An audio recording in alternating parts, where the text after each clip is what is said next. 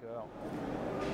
Bonjour à toutes et à tous, bienvenue sur le plateau de Sport Mag depuis le Salon des Mers. C'est ici qu'on accueille les différents acteurs du sport français qui viennent promouvoir leur discipline ou expliquer, parler de leur implication, leur intégration dans les territoires. Aujourd'hui, on va aborder la thématique du handisport qui est au cœur des politiques sportives et on va rentrer dans du concret puisqu'on va l'aborder avec un athlète, Jonathan Hiverna, qui est là, capitaine de l'équipe de France de rugby fauteuil. Bonjour Jonathan. Bonjour, ravi d'être là donc, au Salon des Mers, vraiment de pouvoir porter la voix, de pouvoir donner cette dimension du mouvement parasportif et aussi vous donner ce que est la discipline que je pratique, donc le rugby fauteuil paralympique. Alors, on va y revenir évidemment, vous n'êtes pas tout seul puisqu'il y a Élie Patrijon qui est là, directeur général de France Paralympique. Bonjour. Bonjour, je suis effectivement le directeur général du comité paralympique et sportif français qui rassemble l'ensemble des disciplines qui sont présentes aux Jeux paralympiques. Elles sont 22 pour l'été, pour les Jeux d'été, et notamment le rugby fauteuil qui est une des disciplines phares de ces Jeux paralympiques. Et puis il y a Georges Kaufmann, responsable du sponsoring handisport à la Société Générale. Bonjour. C'est effectivement Georges Kaufmann, donc la Société Générale qui est partenaire du handisport depuis 20 ans, presque l'année prochaine. Partenaire du rugby fauteuil et partenaire de Jonathan Hiverna. Alors Jonathan, on a dit, capitaine de l'équipe de France de rugby fauteuil, 31 ans, vous êtes de Toulouse, c'est ça. Et vous avez déjà un palmarès bien garni quand même. Alors au-delà de ce palmarès, du coup l'aventure elle a commencé donc, en 2009 au sein du Stade Toulousain handisport. Donc ça fait 13 ans que je pratique cette discipline et j'ai eu la chance aussi que le sélectionneur de l'équipe de France du coup en 2011 puisse me sélectionner sur un stage en 2011 et c'est là où en fait l'histoire a vraiment commencé, c'est là où toute la dimension du sport de haut niveau a commencé pour moi. Et petit à petit, donc j'étais vraiment le jeune de cette équipe, de cette première génération. J'étais donc prévu plus pour une deuxième génération. Et en fait, aujourd'hui, la deuxième génération commence à s'installer, commence à avoir de très bons résultats. Sur ces dernières compétitions, cette équipe de France, elle a fait championne d'Europe du coup en 2022. Elle a fait 6e au dernier championnat du monde. Donc aujourd'hui, on confirme notre rang d'une grande équipe du coup au 5e rang mondial. Mais aujourd'hui, il va falloir qu'on arrive à donner cette dimension de détail, ces dimensions où chaque ballon est crucial pour pouvoir accéder à ce très haut niveau et faire déjouer ces équipes qui sont juste devant nous. Du coup, ces 4 équipes pour pouvoir prétendre à faire une médaille d'or aux futurs Jeux de Paris 2024. Alors ça c'est bien, c'est un beau projet, une belle ambition. Avant ça, il y aura une Coupe du Monde aussi en même temps que la Coupe du Monde des Valides. Tout à fait, donc il y aura 2 grosses échéances juste avant. Il y aura au mois de mai donc un championnat d'Europe à Cardiff. Ça va être la première fois où les Anglais vont faire quelque chose de tellement démesuré et impensable. Ils vont mettre un parquet au milieu du stade municipal de Cardiff dans une enceinte juste incroyable. Ça va être inédit. En fait, en général, donc, le rugby fauteuil se passe du coup dans un gymnase. Là, ils vont déjouer pleinement le cadre. Ils vont mettre vraiment ce parquet donc, au milieu de la pelouse. Ils vont mettre des tribunes tout autour et ils vont créer un événement vraiment unique, incroyable. Donc l'équipe de France sera favorite, défendra son titre de champion d'Europe. Donc ça va être quelque chose d'une nouvelle matière pour nous de pouvoir aussi être sur ce rang de favoris, mais aussi de confirmer parce que les équipes anglaises et l'équipe danoise seront au rendez-vous. Donc il va falloir qu'on s'affaire très fortement pour aussi respecter et rester à cette place-là.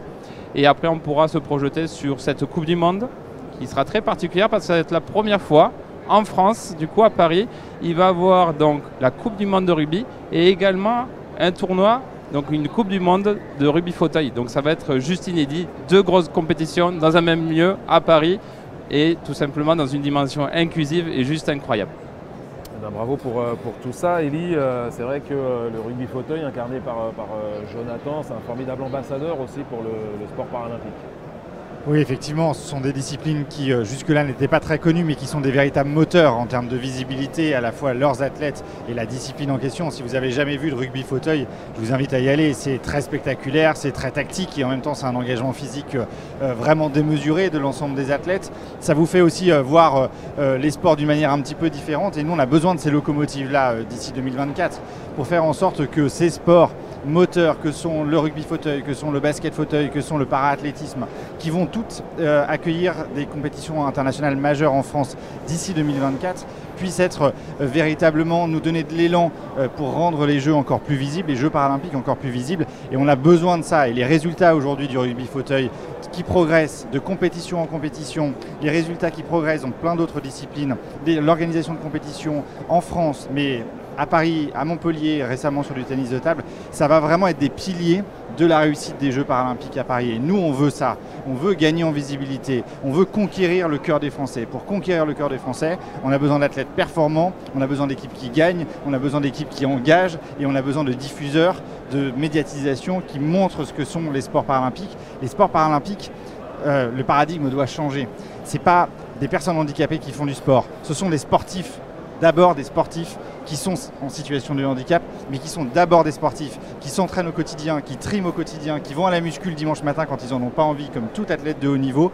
Et c'est ça qu'on veut montrer. C'est le meilleur de la perf, le meilleur des individus, et puis renverser un peu le schéma, c'est-à-dire qu'on a tendance souvent à voir des personnes en situation de handicap à travers leurs incapacités, leur handicap, le sport. Les parasports, les sports paralympiques, c'est l'inverse. C'est montrer toutes les capacités de l'individu, quelle que soit sa situation, quelle que soit sa singularité. Et pour ça, on a des formidables ambassadeurs.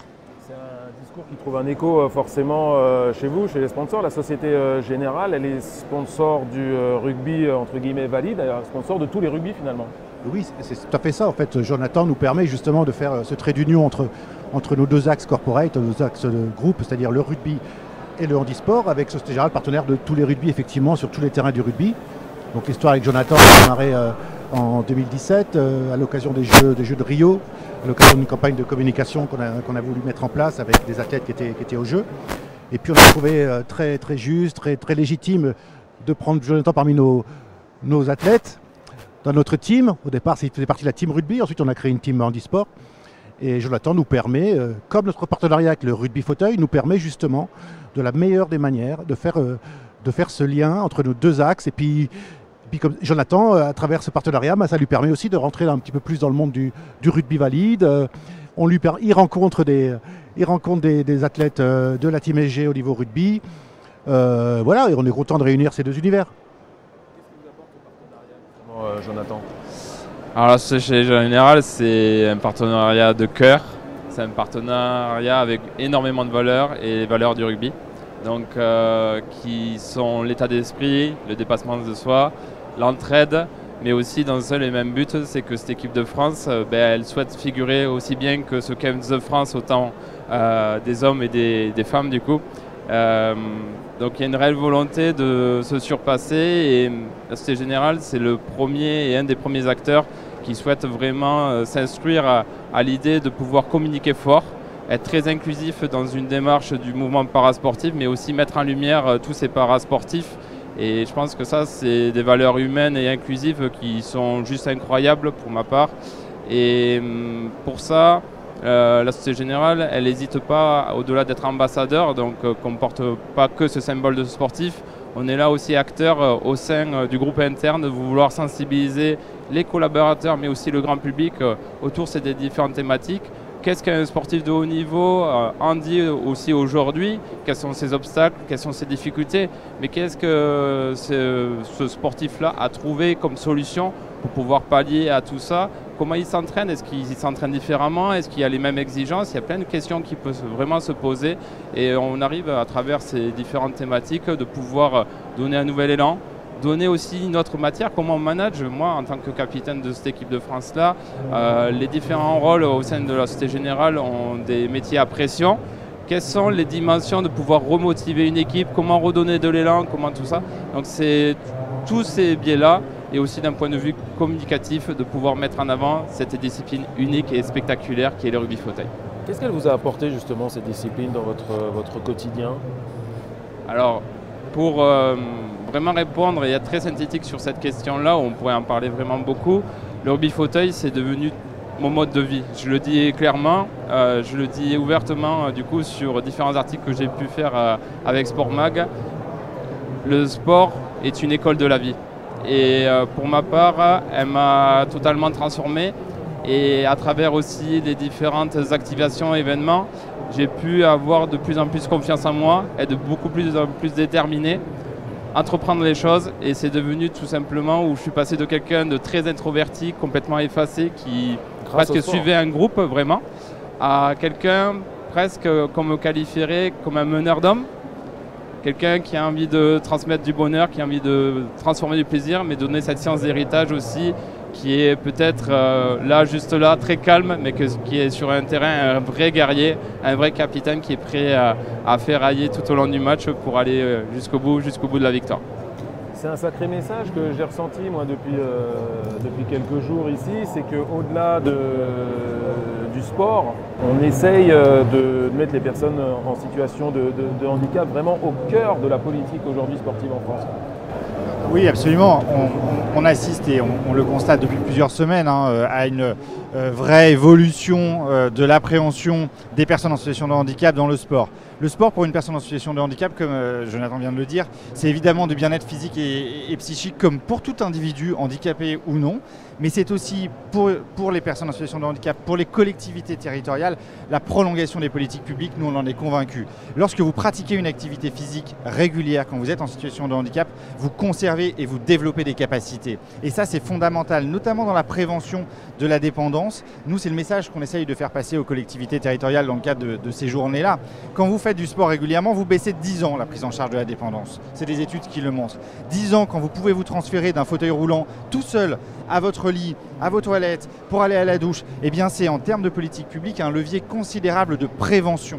Et on essaye de dire aux collectivités territoriales qui l'entendent de plus en plus que c'est évidemment une affaire de citoyenneté de pouvoir accéder au sport, mais c'est aussi une affaire de politique publique, d'accompagnement des personnes, parce que ça va leur permettre d'enrichir leur parcours, de le densifier, de le muscler, pour que les personnes en situation de handicap puissent à la fois pratiquer le sport de leur choix, ça c'est important, faire le sport dont on a envie, mais qu'en même temps, les communes, elles, y trouvent aussi une prolongation de ce qu'elles sont en capacité de faire en termes d'accompagnement des individus. Et donc c'est pour ça que nous on est là, très présents sur le Salon des maires, faire en sorte qu'on développe les activités et puis aller chercher des nouveaux partenariats avec les collectivités pour que justement on enrichisse l'offre d'accompagnement des individus. Alors, tout à l'heure, vous nous avez parlé de nouvelles disciplines qui s'ouvrent aux personnes en situation de handicap. Il y avait le basket, par exemple. Je pense qu'il y en a d'autres. Il faut aussi communiquer là-dessus pour donner peut-être envie à d'autres sportifs de Exactement. La visibilité, elle est fondamentale. Les rôles modèles sont fondamentaux. Quand vous êtes un gamin à qui va arriver un accident de la vie, à qui on va découvrir une maladie, vous avez besoin de ces rôles modèles qui vous montrent que c'est possible. Tout le monde n'est pas capable de devenir athlète de haut niveau, mais tout le monde peut devenir sportif, quel que soit le type de handicap. Donc on essaye de promouvoir, de montrer le plus de sport possible.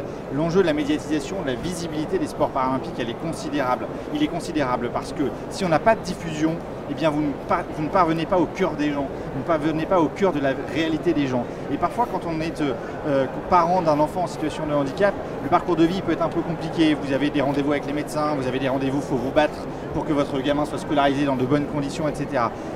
Et le sport peut être secondaire. Nous, ce qu'on veut, c'est amener des solutions et montrer que c'est possible. Et pour montrer que c'est possible, on a besoin de la diffusion et de la visibilité. Alors les disciplines, elles sont de plus en plus nombreuses. Il y en a plein qui se développent.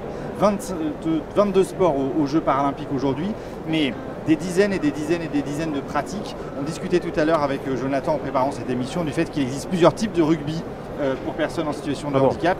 Il existe plusieurs types de basket pour personnes en situation de handicap. Il existe plusieurs types de football en situation de handicap. Je terminerai en prenant cet exemple. C'est adapté à chaque fois à une forme de handicap.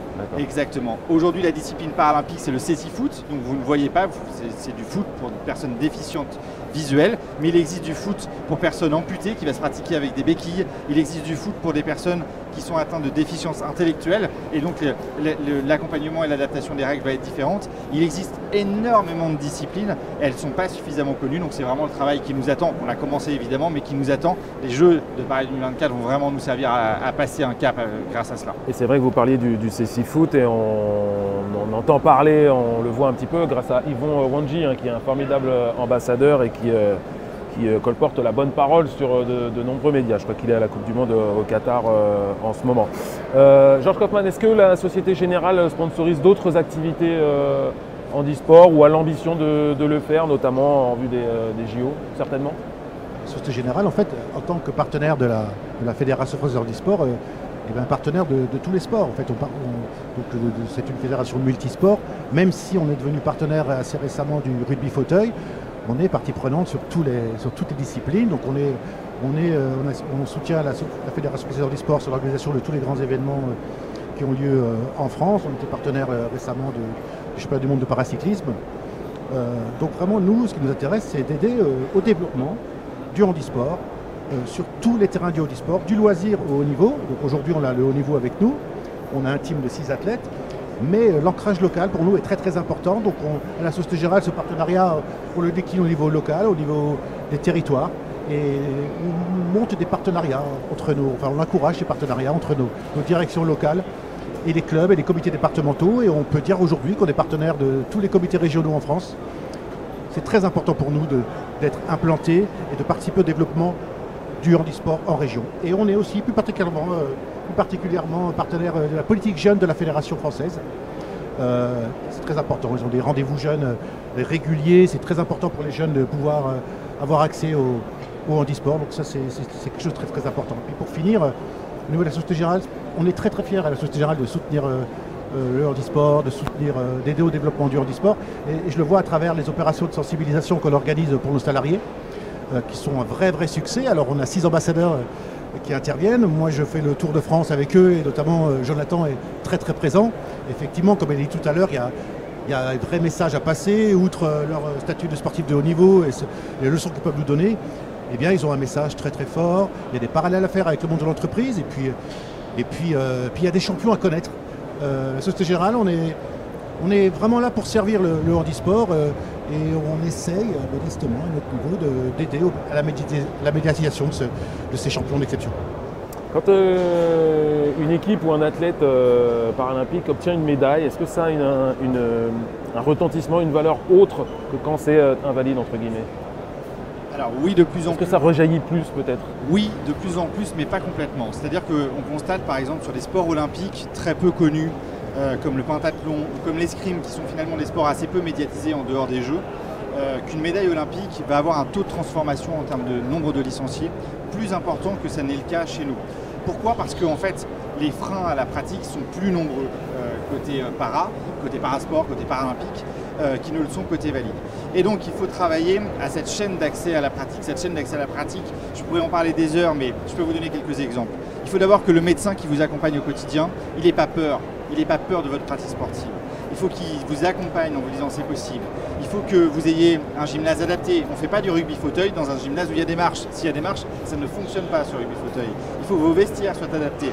Il faut que votre encadrement soit sensibilisé ou formé à l'accueil des personnes en situation de handicap. Donc il faut travailler sur de nombreux leviers. Mais on constate quand même aujourd'hui que dès lors qu'il y a une médiatisation importante des sports et des athlètes paralympiques, les jeunes s'y mettent. Les jeunes ont envie d'y aller. On n'a pas encore suffisamment de structures pour les accueillir, mais par contre l'envie elle monte. Les Italiens, je terminerai par là, les Italiens nous explosent au championnat du monde de natation en permanence. Pourtant c'est un pays à peu près comme le nôtre, même population, globalement les mêmes moyens sur les athlètes paralympiques, peut-être même un petit peu moins.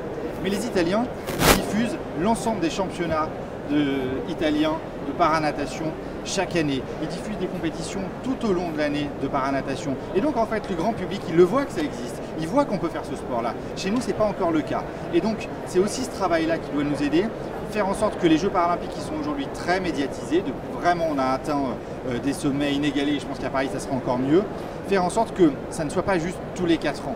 Il faut qu'on crée cette habitude de voir des sportifs para en permanence tout au long de l'année pour justement qu'on soit dans un suivi sportif des résultats ou même des échecs de ces équipes, peu importe, c'est ça la vie sportive, mais de faire en sorte qu'on ait un suivi, un continuum auprès et derrière ces athlètes. Les résultats, la communication, vous par exemple Jonathan, comment vous êtes entré en contact avec le rugby? C'est un pur hasard en fait. Enfin, un pur hasard. Alors moi l'histoire, dans les années 2000 encore, le mouvement parasportif avait toute une autre dimension. Moi, c'est vraiment arrivé un peu du coup parce qu'au de mon centre de rééducation, en fait, le Stade Toulousain Handisport est venu faire une initiation, une démonstration de cette discipline. Donc c'était quelque chose d'inné. Il n'y avait pas cette démocratisation de l'accès à l'information. cette mise en avant, on en parlait du coup de ce mouvement parasportif qui prend de plus d'ampleur finalement. Et il y a un réel intérêt aussi, on voit du public à vouloir en fait prendre plaisir à regarder cette dimension des parasportifs, mais aussi la performance de ces athlètes-là. Et je pense que plus on ira dans le temps et plus les choses vont pleinement se démocratiser. Donc continuons ainsi. Continuons aussi à donner cette voix, cette dimension-là pour pouvoir en parler bien, mais aussi inspirer finalement ces générations futures. Et je terminerai par le fait aussi qu'au-delà du sport de haut niveau, on en parlait tout à l'heure, le sport est une école de la vie, mais aussi un vecteur de bien-être, quel que soit notre niveau. En fait, c'est aussi notre source de résilience et notre éducation à nous, où on se renforce pleinement, on va avoir toute une autre autonomie aussi au fil du temps, au fil des années. Donc il y a un réel enjeu derrière vraiment ces jeux et derrière cette ambition aussi de vouloir communiquer autour du sport. France Paralympique travaille aussi avec des écoles, avec les universités, ça aussi ça fait partie du programme inclusif. Oui, bien sûr. Alors il y a plusieurs niveaux avec les écoles, plutôt sur de la sensibilisation et de l'éducation au parasport et au sport paralympique. Vraiment créer cette habitude justement. Et on sent bien que c'est en train de prendre. Avec les universités aussi en développant la recherche. Et la recherche, elle est fondamentale dans le milieu paralympique. Elle l'est sur le matériel, mais elle l'est aussi sur l'accompagnement social des individus. Il y a des parcours quand on est en situation de handicap qui ne sont pas exactement similaires à ceux d'une personne valide. Donc intégrer tout cela. Donc on est vraiment aujourd'hui dans un travail de plus en plus important avec l'éducation nationale, de plus en plus important avec l'ensemble des universités. Et puis on développe avec eux aussi un certain nombre de supports et de programmes pédagogiques parce qu'on a besoin de comprendre les sports. Quand vous regardez du rugby fauteuil pour la première fois, vous pouvez ne pas tout comprendre. Si on ne vous explique pas comment ça marche, vous ne pouvez ne pas tout comprendre. Et l'intérêt, il naît aussi de la compréhension du jeu, de la tactique du jeu. Pourquoi est-ce que lui il est là, pourquoi est-ce que lui n'est pas là, et pourquoi est-ce qu'il lui a pas passé la balle par exemple. Et bien ça, on a vraiment besoin de travailler à des supports pédagogiques sur ce qu'on appelle la classification notamment, c'est-à-dire le fait qu'on rende les compétitions équitables en mettant des athlètes qui ont des chances équivalentes de succès. Après évidemment le talent, la préparation va changer la donne comme pour toute compétition sportive, mais si on ne fait pas ce travail sur la classification, on ne comprend pas les sports paralympiques. Donc ça aussi c'est un élément sur lequel on travaille énormément. Alors vous parliez de la diffusion tout à l'heure des événements, elle se fait où en dehors des jeux, elle se fait où cette diffusion? Alors elle ne se fait pas beaucoup, elle ne se fait pas suffisamment. Alors je ne vais pas me faire des copains en disant ça, mais elle est aujourd'hui balbutiante, ça vient, ça commence à être de plus en plus diffusé via les plateformes web notamment. On a plus de médias qui sont intéressés, le soutien des sponsors est aussi décisif parce qu'il permet généralement d'augmenter les capacités de diffusion. Vous savez ce que c'est que produire un événement sportif, ça coûte un peu d'argent, c'est mieux, mais ce qu'il faut c'est que vraiment entre les Jeux paralympiques, on arrive à créer cette habitude. Donc travailler avec plusieurs diffuseurs, travailler avec des diffuseurs qui se spécialisent dans les disciplines sportives, c'est comme tout sport et toute discipline de haut niveau, il faut se spécialiser, il faut connaître un petit peu les choses, suivre les championnats, diffuser régulièrement les résultats et puis sortir du prisme de malgré son handicap, il a réussi à être athlète de haut niveau. Non, on parle du sport et parlons d'abord du sport. Et c'est vraiment ça, nous, ce sur quoi on veut changer un petit peu la manière d'être et la manière de causer de nos sports, c'est de faire en sorte que l'appréhension, le prisme d'attaque de la couverture médiatique, ça soit purement sportif et on se sortira de ça à la condition de comprendre et d'aimer le sport paralympique.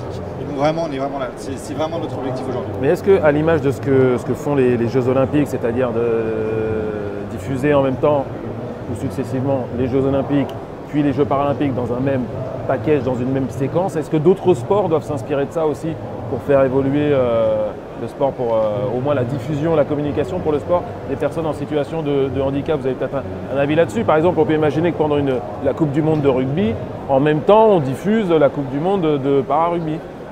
On espère bien que ça va se passer comme ça, puisqu'en 2023, il y a cette fameuse Coupe du Monde de rugby valide, dont la Société Générale est partenaire majeur. Et comme l'a dit Jonathan tout à l'heure, entre les quarts et les demi, je crois qu'il y a ce fameux tournoi international de rugby fauteuil qui devrait être un événement très très important, avec une visibilité énorme. Et forcément, nous, ça sera notre rôle aussi d'être là, de participer à cette médiatisation. Et moi qui poursuis le handisport depuis 20 ans, il y a quand même beaucoup de progrès. Ça monte vraiment en puissance. Et je pense qu'il y a eu un avant et un après les Jeux de Londres.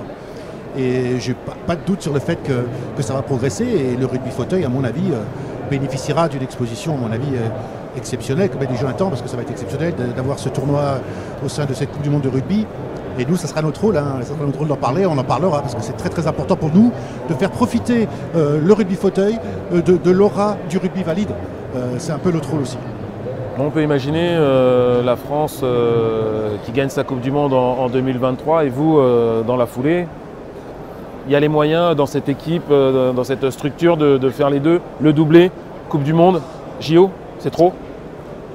C'est jamais trop dans un avis d'athlète. Je pense qu'au-delà de ça, il y a vraiment énormément de matière et que finalement, un sportif de haut niveau, il se doit de se préparer au service du collectif et que c'est qu'une conséquence finalement la finalité d'aller au bout d'une compétition. On l'a très bien vu au championnat d'Europe qu'on a pu avoir à Paris, donc c'était la première fois que ça se passait donc, chez nous au championnat d'Europe. On a su aussi prendre du coup et inverser les rôles de cette pression qui était l'enjeu de pouvoir bien figurer devant nos familles, nos amis, du coup devant aussi notre fédération, devant nos partenaires. Et en fait, on l'a transformé en quelque chose qui nous a galvanisé, qui nous a tiré vers le haut, mais tout en restant nous-mêmes en fait finalement. Donc je pense que chaque compétition est complètement différente dans sa physionomie et que chaque compétition va être vraiment très différente dans le mode de conception, sur les attentes et sur le niveau aussi qu'il va avoir. Parce que plus le temps passe, et je ne vais pas vous l'apprendre, plus les équipes aussi se arment et nous étudient. Donc en soi, le niveau de plus en plus au rugby fauteuil devient de plus en plus homogène. Ça va être la première fois au championnat du monde du coup, où il y a eu 6 équipes prétendantes à un titre mondial aujourd'hui. Donc ça serait peut-être prématuré à l'idée de pouvoir se dire aujourd'hui qu'on a toutes les clés, les outils pour. Mais sachez que vous pourrez compter sur cette équipe de France, en tout cas, qui sera une réelle équipe outsider et qui voilà, va créer la surprise. J'en suis persuadé. On a un groupe juste incroyable qui a énormément envie, qui a envie de porter haut les valeurs du coup, de cette équipe de France au plus haut niveau. Eh ben, rendez-vous est pris, Jonathan, pour non seulement la Coupe du Monde 2023, mais aussi évidemment les Jeux Olympiques 2024. Voilà, c'était très intéressant de parler handisport avec vous et notamment rugby fauteuil. Personnellement, je ne connaissais pas cette discipline, donc voilà, je suis au courant comme tous les abonnés de Sport Mag. Maintenant, les abonnés de Sport Mag qu'on retrouvera dans quelques instants pour une nouvelle émission consacrée aux acteurs du sport et leur intégration dans les territoires. Merci à tous les trois et à très vite. Merci beaucoup. Et merci à vous. Merci.